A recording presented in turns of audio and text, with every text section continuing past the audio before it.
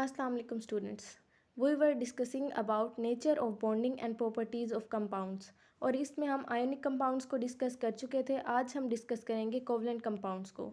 हम देखेंगे covalent compounds के अंदर नेचर ऑफ बॉन्डिंग को कि किस तरह के बॉन्ड जो होते हैं वो कोवलेंट कंपाउंड्स में पाए जाते हैं एंड देन हम प्रॉपर्टीज़ ऑफ कोवलेंट कंपाउंड्स को डिस्कस करेंगे और उसके बाद हम डिस्कस करेंगे polar and non polar compounds के बारे में, क्योंकि हम लोग जानते हैं कि जो कोवलेंट बॉन्ड्स होते हैं वो नॉन पोलर और पोलर कोवलेंट बॉन्ड्स होते हैं और उनकी वजह से polar and non polar compounds exist करते हैं। अब हम कोवलेंट कंपाउंड्स के बारे में जब हम पढ़ते हैं तो इसके नेम से ही शो हो रहा है कि कोवलेंट कंपाउंड्स वो कंपाउंड्स होते हैं जो कि कोवलेंट बॉन्डिंग की वजह से बनते हैं। The covalent compounds are made up of molecules that are formed by mutual sharing of electrons between their atoms, that is covalent bond. जब दो एटम्स के दरमियान म्यूचुअल शेयरिंग ऑफ इलेक्ट्रॉन होती है तो जो कि एक कोवलेंट बॉन्ड बनाते हैं आपस में, वो रिज़ल्ट करते हैं मॉलिक्यूल की सूरत में और वो जो मॉलिक्यूल्स होते हैं वो मिलके फर्दर बनाते हैं कोवलेंट कंपाउंड्स को। तो जो कोवलेंट कंपाउंड्स होते हैं वो मॉलिक्यूल से मिलके बनते हैं और जो मॉलिक्यूल्स बनते हैं वो कोवलेंट बॉन्ड्स की वजह से बनते हैं और कोवलेंट बॉन्ड बनते हैं एटम्स के दरमियान म्यूचुअल शेयरिंग ऑफ इलेक्ट्रॉन्स की वजह से। A covalent bond is generally regarded as weaker than ionic bond. Covalent bond को आयोनिक बॉन्ड की निस्बत वीकर कंसीडर किया जाता है क्योंकि यहाँ पे ऑपोजिटली चार्ज्ड आइंस नहीं होते बल्कि यहाँ पे एटम्स होते हैं जिनके दरमियान म्यूचुअल शेयरिंग होती है, जबकि हमने आयोनिक बॉन्ड्स के बारे में पढ़ा था कि इनके के वहाँ पे इलेक्ट्रोस्टैटिक फोर्स ऑफ अट्रैक्शन होती है बिटवीन ऑपोजिटली चार्ज्ड एटम्स। अब यहाँ पे ये बात करें, covalent compounds are made up of two or more non metals. Covalent compounds जो हैं वो दो या दो से ज़्यादा नॉन मेटल से मिलके बने होते हैं, क्योंकि जो कोवलेंट बॉन्ड्स है वो बनता है ग्रुप 13 से लेकर ग्रुप 17 तक के एलिमेंट्स के दरमियान। अब यहाँ पे देखें, H2 जो है ये एक नॉन पोलर मॉलिक्यूल बन रहा है क्योंकि दोनों ही हाइड्रोजन है और ये नॉन पोलर हैं क्योंकि इन दोनों की इलेक्ट्रोनेगेटिविटी सेम है क्योंकि ये होमो एटम्स हैं जो मिलके कोवलेंट बॉन्ड बना रहे हैं। इसी तरह से CH4 मीथेन को देख लें, इसी तरह से CO2 कार्बन डाइऑक्साइड को देख लें, ये सारे मॉलिक्यूल्स हैं। इसी तरह से H2SO4 सल्फ्यूरिक एसिड, C6H12O6 ये हमारे पास ग्लूकोज हैं। ये सारे मॉलिक्यूल्स हैं जो कि कोवलेंट बॉन्ड की वजह से बनते हैं जब एटम्स के दरमियान म्यूचुअल शेयरिंग ऑफ इलेक्ट्रॉन्स होती है। Lower molecular mass covalent compounds are gases और लो बॉइलिंग लिक्विड्स। जो कम मोलेकुलर मास वाले कोवलेंट कंपाउंड्स होते हैं वो या तो गैसेस होती हैं या लो बॉइलिंग लिक्विड्स होते हैं, जबकि अगर हम इसके कंट्रेरी हायर मोलेकुलर मास वाले कोवलेंट कंपाउंड्स को देखें तो वो सॉलिड्स होते हैं। आपने ये बात याद रखनी है कि जो लो मोलेकुलर मास वाले कोवलेंट कंपाउंड्स होते हैं वो गैसेस या लो बॉइलिंग लिक्विड्स होते हैं, जबकि हायर मोलेकुलर मास वाले जो कोवलेंट कंपाउंड्स होते हैं वो सॉलिड्स होते हैं। अब हम देखेंगे इनकी जनरल प्रॉपर्टीज़ कि जो कोवलेंट कंपाउंड्स हैं उनकी जनरल प्रॉपर्टीज़ क्या क्या हैं। They have usually low boiling and melting points. जो कोवलेंट कंपाउंड्स होते हैं आमतौर पर उनके जो बॉइलिंग पॉइंट्स और मेल्टिंग पॉइंट्स होते हैं वो काफ़ी लो होते हैं क्योंकि इनके अंदर जो फोर्सेस ऑफ अट्रैक्शन है, जो फोर्स है, कहा जाता है कि जो केमिकल बॉन्ड बन रहा है कोवलेंट बॉन्ड वो वीकर है आयोनिक बॉन्ड की निस्बत, जिसकी बहुत ज़्यादा high melting and boiling points होते हैं क्योंकि उनके अंदर फोर्स ऑफ अट्रैक्शन बहुत ज़्यादा होती है। यहाँ पे कोवलेंट कंपाउंड में क्योंकि जो बॉन्ड है केमिकल बॉन्ड वो वीक होता है कोवलेंट बॉन्ड, तो इसलिए ये low melting and boiling points रखते हैं और ये आमतौर पर बैड कंडक्टर्स ऑफ इलेक्ट्रिसिटी होते हैं। The compounds having polar character in their bonding are conductor of electricity when they dissolve in polar solvents. अब हमने ये बात की थी कि जो कोवलेंट कंपाउंड्स होते हैं वो नॉन पोलर भी होते हैं और पोलर भी होते हैं।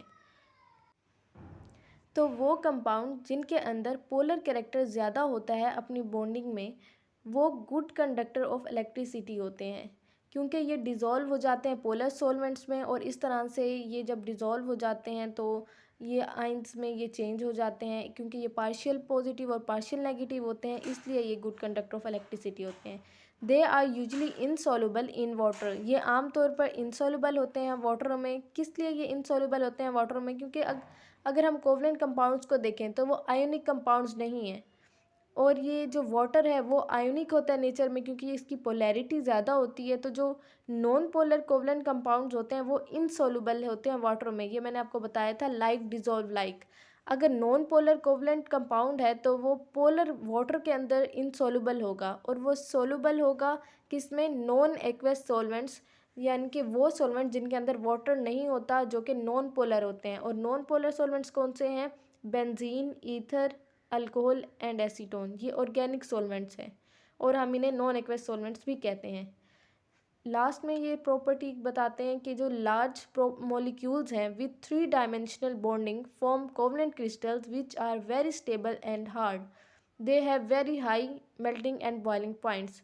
ये यहाँ पे बता रहे हैं कि अगर जो कोवलेंट कंपाउंड्स हैं वो लार्ज मॉलिक्यूल्स हैं, जैसे कि हमने बात की कि उनके लार्ज मोलेकुलर मास है, तो अगर वो लार्ज मॉलिक्यूल्स हैं और उनकी 3 डायमेंशनल उनकी शेप है, तो उनके अंदर जो बॉन्डिंग होती है वो इतनी ज़्यादा होती है कि वो कोवलेंट क्रिस्टल्स बन जाते हैं। कोवलेंट क्रिस्टल सॉलिड फॉर्म में बन जाते हैं, जो कि बहुत स्टेबल होते हैं और हार्ड होते हैं। इसलिए उनकी स्टेबिलिटी की वजह से और हार्ड होने की वजह से वो काफ़ी हाई मेल्टिंग और बॉइलिंग पॉइंट्स रखते हैं।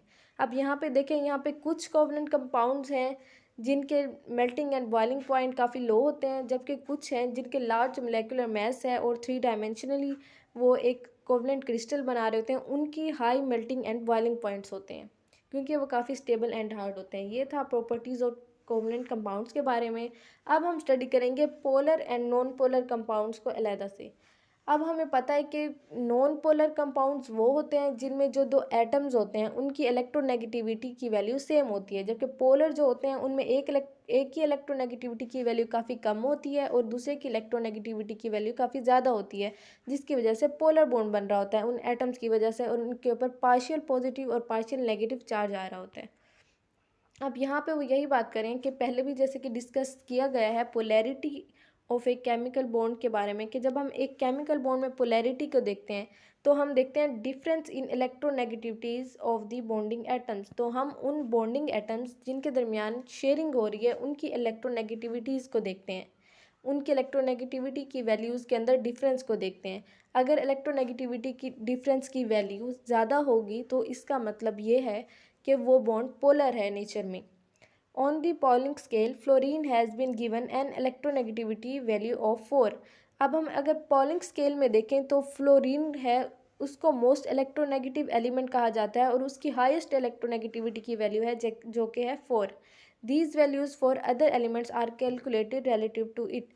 और जो दूसरे एलिमेंट्स हैं उनकी वैल्यूज़ को भी हम उससे रिलेटिव करके कैलकुलेट करते हैं। अगर यहाँ पे देखें तो मैक्सिमम जो इलेक्ट्रोनेगेटिविटी की वैल्यू है वो 4 है, जो कि फ्लोरीन की है। इस तरह से देखें 3 to 4 जिसकी इलेक्ट्रोनेगेटिविटी की वैल्यू है वो काफ़ी ज़्यादा इलेक्ट्रोनेगेटिव है, 4 जैसे कि मोस्ट इलेक्ट्रोनेगेटिव है। अब इस तरह से जब हम नीचे जाते जाएंगे, जो 1.5 से कम है किसी की इलेक्ट्रोनेगेटिविटी की वैल्यू, तो हम वो कहते हैं कि वो लीस्ट इलेक्ट्रोनेगेटिव एलिमेंट्स हैं। ओके, अब हम दोबारा से वापस जाते हैं और प्रॉपर्टीज़ के बारे में पढ़ते हैं। Properties of non polar and polar covalent compounds differ to some extent. जो प्रॉपर्टीज़ हैं पोलर कंपाउंड्स की और नॉन पोलर कोवलेंट कंपाउंड्स की, वो ऑब्वियसली वो चेंज होंगी, क्योंकि सारी चीज़ें नेचर ऑफ बॉन्डिंग के ऊपर ही डिपेंड कर रही हैं। अगर जो बॉन्ड है वो ज़्यादा पोलर होगा तो उसकी प्रॉपर्टीज़ डिफरेंट होंगी, और अगर एक कम पोलर होगा, नॉन पोलर होगा, तो उसकी प्रॉपर्टीज़ डिफरेंट होंगी। अब यहाँ पे वो बात करें कि जो नॉन पोलर कोवलेंट कंपाउंड्स होते हैं वो यूजुअली डिज़ोल्व नहीं होते वाटर में, क्योंकि वाटर जो हमारे पास है वो पोलर इन नेचर है, और लाइक डिज़ोल्व लाइफ की वजह से non polar covalent compounds water के अंदर डिज़ोल्व नहीं होते, जबकि जो पोलर कोवलेंट कंपाउंड्स हैं वो आमतौर पर वाटर के अंदर डिज़ोल्व हो जाते हैं। इसी तरह से जो नॉन पोलर कोवलेंट कंपाउंड्स हैं वो इलेक्ट्रिसिटी को कंडक्ट नहीं करते, जबकि एक्वस सॉल्यूशन में जो पोलर कंपाउंड्स हैं वो गुड कंडक्टर ऑफ इलेक्ट्रिसिटी होते हैं और वो इलेक्ट्रिसिटी को कंडक्ट करते हैं सॉल्यूशन की फॉर्म में due to formation of ions, क्योंकि वहाँ पे उनके पार्शियल पॉजिटिव और पार्शियल नेगेटिव होने की वजह से उनके आइंस बन जाते हैं, जिसके रिजल्ट में वो वाटर में रिएक्शन करते हैं, इसलिए वो गुड कंडक्टर ऑफ इलेक्ट्रिसिटी होते हैं।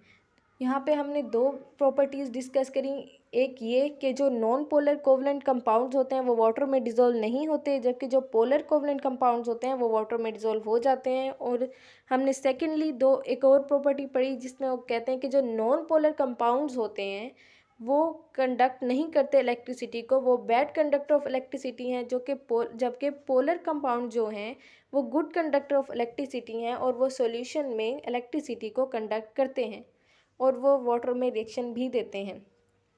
That was all about covalent compounds, जिसमें हमने कोवलेंट कंपाउंड्स के अंदर इसकी नेचर ऑफ बॉन्डिंग को देखा, जो कि कोवलेंट बॉन्डिंग थी कि ये मॉलिक्यूल्स बनाते हैं, मॉलिक्यूल्स फिर एंड पे काफ़ी सारे मॉलिक्यूल्स मिलके कोवलेंट कंपाउंड्स बनाते हैं। और हमने एग्जांपल्स देखी हाइड्रोजन की, मीथेन की, कार्बन डाइऑक्साइड, सल्फ्यूरिक एसिड और ग्लूकोज की। और हमने फिर प्रॉपर्टीज़ को देखा कि कुछ जो होते हैं वो low melting and boiling points वाले होते हैं और कुछ जो लार्जर मोलेकुलर मास वाले होते हैं और 3 डायमेंशनल इनकी क्रिस्टल शेप बनाते हैं, वो स्टेबल और हार्ड होने की वजह से हाई मेल्टिंग बॉइलिंग पॉइंट्स रखते हैं। और हमने देखा कि जो नॉन पोलर होते हैं कोवलेंट कंपाउंड्स वो बैड कंडक्टर ऑफ इलेक्ट्रिसिटी होते हैं, जबकि पोलर जो होते हैं वो गुड कंडक्टर ऑफ इलेक्ट्रिसिटी होते हैं। और हमने यहाँ पे यही पढ़ा कि जो इन नॉन पोलर होते हैं वो इनसोल्युबल होते हैं वाटर में, जबकि जो पोलर होते हैं वो सोल्युबल होते हैं वाटर में। अगर जनरली वो covalent compound just covalent compounds की बात करते हैं और पोलर और नॉन पोलर के बारे में बात नहीं करते, तो आपने यही लिखना है कि जो कोवलेंट कंपाउंड्स होते हैं वो इनसोल्युबल होते हैं वाटर में, लेकिन ये सोल्युबल होते हैं नॉन एक्वस सॉल्वेंट्स में, like benzene, ether, alcohol and acetone में। ये हमने फिर नॉन पोलर और पोलर कंपाउंड्स को अलहदा से देखा और हमने पॉलिंग स्केल और इलेक्ट्रोनेगेटिविटी के बारे में बात की। और हमने फिर अलहदा से दोबारा इनकी दो प्रॉपर्टीज़ देखी, इनकी कंडक्टेंस इन इलेक्ट्रिसिटी की, कौन गुड कंडक्टर ऑफ इलेक्ट्रिसिटी है और कौन बैड कंडक्टर ऑफ इलेक्ट्रिसिटी है।